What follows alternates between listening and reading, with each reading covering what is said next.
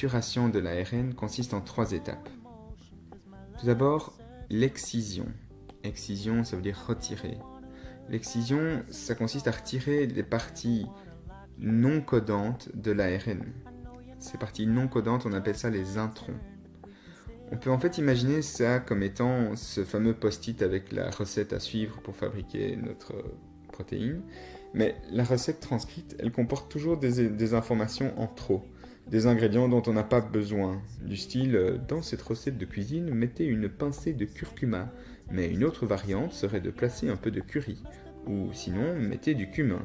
Bon, c'est bon, on sait qu'on veut faire la recette à base de curcuma, on va pas faire la recette à base de curry, on la fait à base de curcuma. Oh, donc, bref, si on n'a pas besoin de toutes les sections de la recette, on va retirer les sections inutiles, qu'on va appeler des sections non codantes. Les introns, qui sont ces sections non codantes, on peut retenir un intron un peu comme intrus. On n'en a pas besoin pour fabriquer la protéine en question. Ok, ensuite, imaginez, vous avez coupé quelques morceaux inutiles de votre ARN messager, donc de votre post-it. Et bien, pour être sûr de ne pas tout perdre de cette information, il va falloir recoller les morceaux utiles de votre post-it ensemble.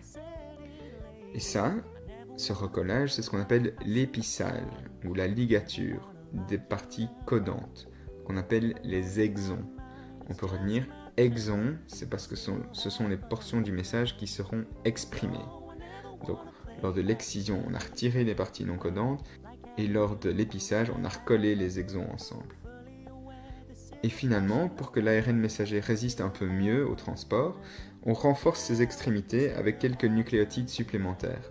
On place ce qu'on appelle une coiffe d'un côté et une queue de l'autre, qui ont vraiment pour but de protéger l'ARN messager durant son transport. Bon, et alors, petit truc en plus, si je reviens sur cette idée de faire des variantes de recettes, vous voyez, donc soit de faire la recette avec du curry, soit du curcuma, soit avec du cumin, ben en fait c'est vraiment comme ça que ça se passe. À partir d'une même recette, on peut faire plusieurs variantes possibles. Donc à partir d'un même gène, on peut faire différentes sortes d'excision et épissage possibles. Donc, on peut produire à partir d'un seul gène plusieurs protéines différentes. Et c'est pourquoi le nombre de protéines différentes dans un organisme peut être bien supérieur au nombre de gènes.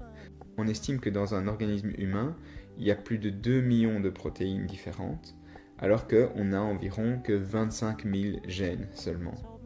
Parce qu'en fait, un gène peut donner différentes variantes de protéines qui sont finalement assez similaires, mais qui sont faites à la base de la même recette. Bon voilà. On avait donc un brin d'ARN messager produit par la transcription, qu'on appelait ARN pré-messager, et cet ARN a subi la maturation, et maintenant il peut sortir du noyau par un pore nucléaire, et aller rejoindre un ribosome pour être traduit en protéines. C'est parti.